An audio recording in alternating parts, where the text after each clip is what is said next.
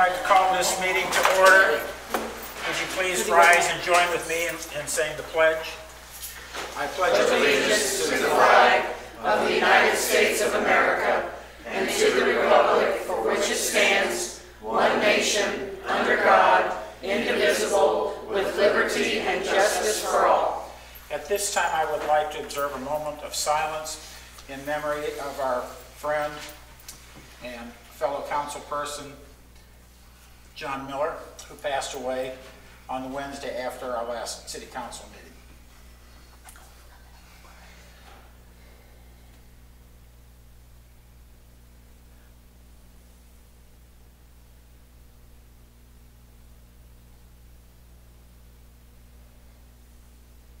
Oh, gracious God, as you have reminded us of how fragile life is, we do give thanks for John and his service to our community.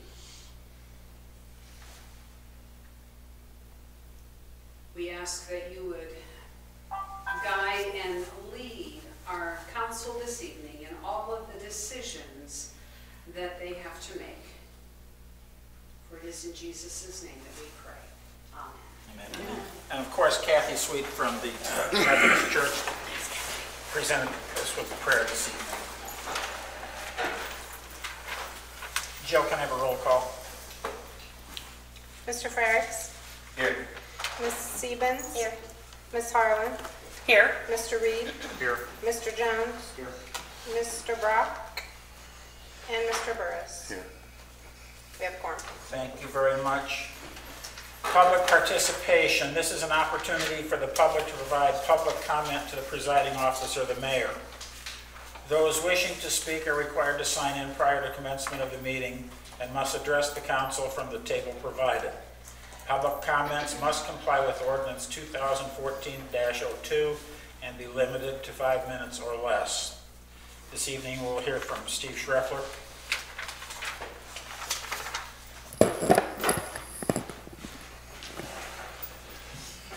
Very briefly, I just wanted to mention to you that I noticed that a lot of other municipalities are publishing their proposed, not the ordinance, but their budgets this time of year, even though they're not going to be passed for several months. It gives everybody, obviously the city council, but also the public, whose money it is that you're deliberating on how you're going to spend, the opportunity to review that and give you input so that you can make informed decisions. The combined wisdom of 5,543 people is obviously an asset, but if the budget is kept in the dark, then nobody knows what is on each of the individual line items. I think typically there's 12 or 1,300 line items, and it's our money, and we should be able to see how you're spending it. Some people think things like your budget report that's on the agenda for tonight is the budget. It's not. And so if we could get that documented online, I think it would be very beneficial. And like I said, just do like other cities do. And I think it'll make a better end product for everyone, and less fear that something's going on that they're not aware of. Thank you. Thank you, Mr. Schroeder. Moving on to the consent agenda, approval of documents and action items is listed. Claims report, claims dated May 14, 2019 through May 28, 2019. Meeting minutes, City Council meeting minutes, May 13, 2019. City Council closed session meeting minutes, May 13, 2019. Budget report, April 2019. Treasurer's report, April 2019. Is there a motion to approve the consent agenda? So moved. Is there a second? Second. Does anyone have a comment or question they need to ask city staff? Seeing none, Jill, can I have a roll call? Mr. Reed? Yes. Mr. Jones? Yes. Mr. Burris? Yes. Mr. Frericks? Yes. Ms. Siebens? Yes. Ms. Harlan? Yes. Motion passes. Thank you. Moving on to item 4 on our agenda, the mayor's report. Several items of business this evening are to share. Business news, welcome to Katie Davidson, owner of Harmony Healthcare, a new business in downtown opening next week. Some upcoming events, the Monticello Family Aquatic Center is now open for the season, opened yesterday I think. Horizon Hobbies RC Fest is next weekend, June 7th at Eli Field Model Air Park. The first Monticello movie night featuring Mary Poppins Returns is Saturday, June 8th. Thank you to Hartfield Book Company and Monticello Mercantile for sponsoring this movie. Kona Ice will be present for treats. And Monticello Makers Market is Sunday, June the 9th. Additionally, there is a vacancy on the council because of John's death. Applicants for consideration to be appointed to that position can be found at the city website, cityofmonticello.net. The deadline for applying is Friday, June the 9th, and I've had several apply already. So if you're interested, please get your paperwork in at the appropriate time, okay? New business project updates. I'm going to say Terry. Yes. And he can assign as he sees fit. Yes. Callie is on vacation, so I asked her to not come to the meeting. And Brett Baker had his hands full with the project today, so I let him slide tonight. I wanted to give you a brief update tonight because a lot of things as far as these projects will hopefully come to fruition in mid-June. And I wanted to let you know tonight in lieu of June 10th, the next city council meeting. So, Center, Bridge Street, Marion Street project. If you recall, this project on Center and Bridge goes from Market Street all the way across Interstate 72 to the end of our jurisdiction. This project does not include the bridge over the Sangamon River or the bridge over Interstate 72. Those are still under IDOT jurisdictions, so we will not be touching those two bridges. In our current FY 2019 budget, it's $1.8 million under the motor fuel tax expenditures. The project will also include an additional $500,000 from our federal STU money. It is scheduled for a June 14th bid opening, and it includes milling or removing of the existing road surface, patchwork, ADA compliant sidewalk ramps, new hot mix asphalt, and associated striping, and it is estimated to take 55 working days. Along with that project, Center and Bridge, we were able to include that Marion Street that we could not get done when we did the Allerton Road, Marion Street, Washington Pyatt, Independence Road. So we are including that in this project, and that goes Marion Street from Market east to Pyatt Street. And that all those intersections will be improved with ADA ramps and all that as well. So is there any questions on Center Bridge, Marion Street? That's a project that of a road or two roads that are in dire need of attention. And Now you could not extend that Center Street project all the way to the chimneys. Is that true? I could not. Okay, just check. This is bad. I had to do that to you. I'm sorry. Okay. If you don't mind, because Yeah. I'm really new, you said it goes out to bid on the 14th. Uh-huh. So when do we expect that to be, the bids to close and the work to start? There will probably be at least a month, probably closer to 2 months. So what will happen is they'll open the bids, hopefully they come in within the engineer's cost estimate, and that's true for all of these. It's a good question.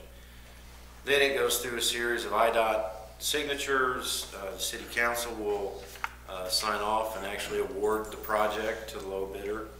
I think that's a resolution to award the contract. So we'll be coming back to you hopefully maybe July, asking for approval to award the contract. So it takes a little bit of time, get everybody's signature on there. Cool. And keep your fingers crossed that it comes under the engineer's cost estimate. It's always an anxious period of time there. Washington Street and Market Street. Our current fiscal year 2019 budget includes $324,000 under the motor fuel tax expenditures. It is scheduled for a bid letting on June 11th. It includes a pedestrian activated at-grade crossing of Market Street on the south side of Washington Street. That's been identified as the crossing in numerous reports that we've been provided over the years. All 4 quadrants of the intersection will receive new ADA compliant curb and gutter and ramps. The northeast quadrant, which is the 220 West Washington, the roped off sidewalk there, will receive a new curb bump out in that area to accommodate for the ADA requirements. There will be a new 8-foot wide sidewalk that goes from along the east side of Market Street from Washington to Main Street. And that was part of that bicycle network master plan. The majority of the streetscape enhancements will occur on the south side of Washington Street from the public alley where Black Hat Barber used to be and behind the old bouquet shop, all the way to Market Street. That work will entail lower sidewalks and elevated platforms like the east and west side of the courthouse square with the decorative railings that will provide ADA compliant entrance into those storefronts and buildings on the south side of Washington Street. Staff will be hosting a neighborhood informational meeting with the affected owners and tenants at 9 a.m. on June 10th. It's on a Monday here at City Hall. We reached out to all those owners and tenants early 2018 because we were anticipating the work being done in 2018. So we did meet up there at the field house and explained the project to them. So we're going to rehash that on June 10th at 9 a.m. here at City Hall. Any questions on Washington Street, Market Street intersection? I couldn't find that. John, I think it's going to be less than 2 months. And I don't know how many working days, but the engineer's anticipating less than 2 months. It's in the contract to be done before September 21st, which is Monticello celebration. That doesn't affect them, the businesses there, entry or anything? They'll be affected. There'll be provisions made to get them in and out as best as the contractor can.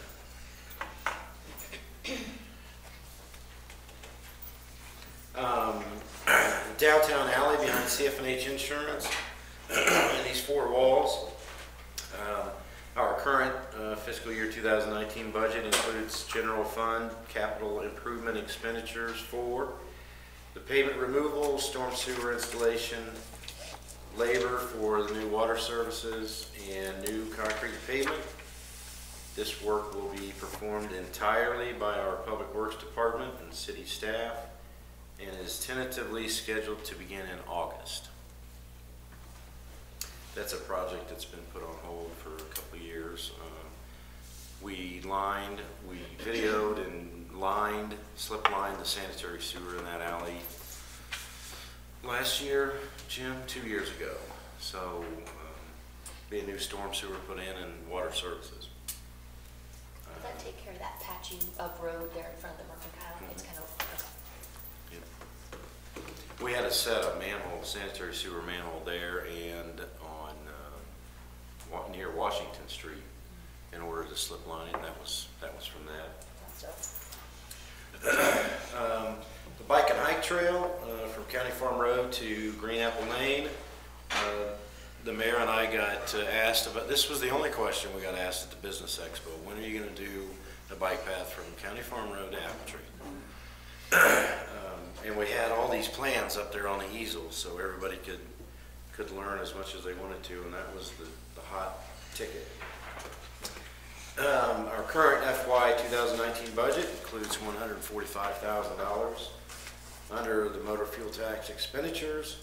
The project consists of an 8-foot wide concrete surface with 2-foot aggregate shoulders on either side.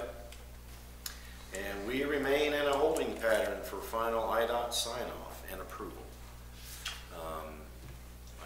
Brett just spoke to IDOT representative last week, and I think it fell between the cracks.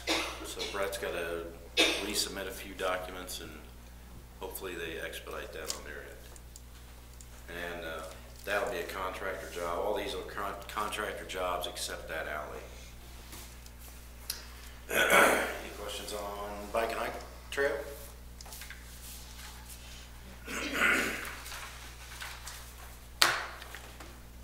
I don't have enough. You have to share. I think there's only 4 there. Mr. Frericks is passing around a little aerial. I was going to share with you. I've seen it before. Everybody has seen this before. I've seen it all. So last thing I want to give you an update on, because I think we can actually finally see the light at the end of the tunnel on this Pepsin Hill. We may actually get to do a request for proposal yet this year. So I asked Callie to give me an update real quick, and she's got about 3 pages of notes here. You're doing the skinny, right? I'm doing the skinny. So the city has been working toward the acquisition of Tract 8, which is that irregular shaped piece of the most expensive property in Pike County. Since shortly after the remediation of the Pepsin Hill Reeder feed mill property. Initially, the primary reason behind the acquisition of this Tract 8 was to realign that road, which is Railroad Street that runs in front of the pool, and then it abruptly turns 90 degrees south on Park Street. And that area has been identified in the bike and hike trail system. So the original thought on the purchasing of Tract 8 was to gather that property so we could realign that road, that intersection.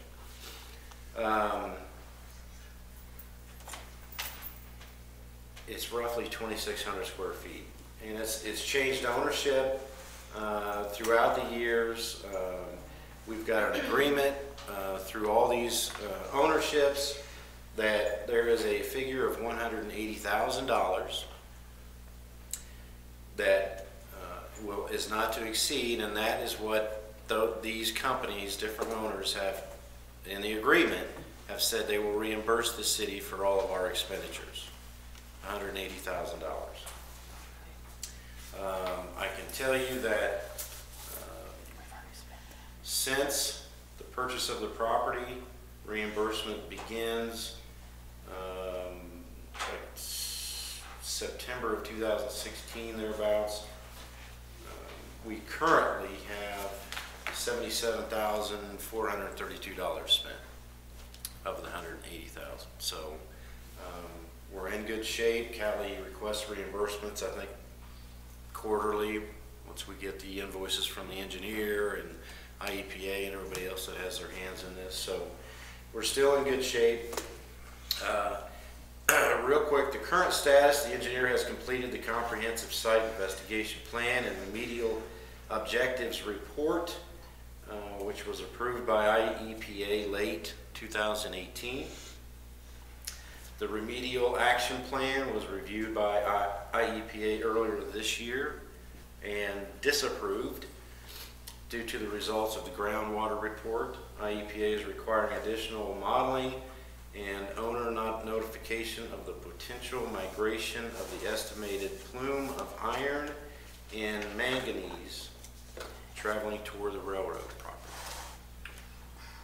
The engineer is completing The engineer is completing the bidding and contract documents for the remedial work, which will be advertised next month. The remediation should happen this year. What they're going to do is come in and excavate 3 feet, certain depth, in a certain area of this property. It's material that I think we can dispose of at Clinton landfill. It's not anything we have to, send to China or anything. So the work should be done this summer, and the request for proposals will soon go out after that work, or once that work is a go, we can send out the request for proposals, create the request for proposals with the council's action and approval, and send that out. So Callie is looking forward to wrapping that up yet, hopefully this year. So a lot of things are happening this year, a lot of road projects, the bike and hike trail hopefully, and then Pepsin Hill, that'll be nice to get the RFP out for that. That RFP, it's always been discussed that that'll be a continuation of the downtown look and feel and atmosphere west across Market Street, hence the pedestrian crossing at Washington and Market there. So that's always been the intent, and hopefully we can see that come to fruition as early as next year. So I think that's all the projects I have. If anybody has any questions? Do you know if the RFP for would eliminate Livingston between the two? We've always talked about abandoning Livingston Street west of that rail spur, and then trying to configure, you could possibly abandon Park Street north of Main Street. So the intent would be to kind of parallel those tracks from the railroad trestle, and then connect to Livingston closer to that, paralleling the tracks. Makes a lot more sense. Anyone else? I know it's not on your list, but how's the waste treatment plant going? That's talked about every week, I think, at least at staff level. We just talked about it last week. Always the hiccups, the things that don't quite work right the first time, but it's on schedule. It appears to be near or on budget. We don't anticipate getting broadsided by anything at this point in time. And what are you looking at? The end being, just out of curiosity? You want to? No, I'm not. You're not committing to a date. We're still at about 60 days to actually be finished to where you don't see them there. They finished up the drying beds last week. They're doing some floor work. We have a culvert to replace, but it's just really, like Terry said, it's done. It's just time to go around. Yeah. Cool. We're substantially complete with about 90% of the plan. Thank you. Anyone else? Moving, are you done, Terry? I'm sorry. done. I didn't Thank mean you. to. Alderman's reports. Jeremy, I'm sure you don't have one just got back. It's nice to see you at this meeting. I had something for you to do, but I don't think you were back when they had their 30-year thing up at the East End.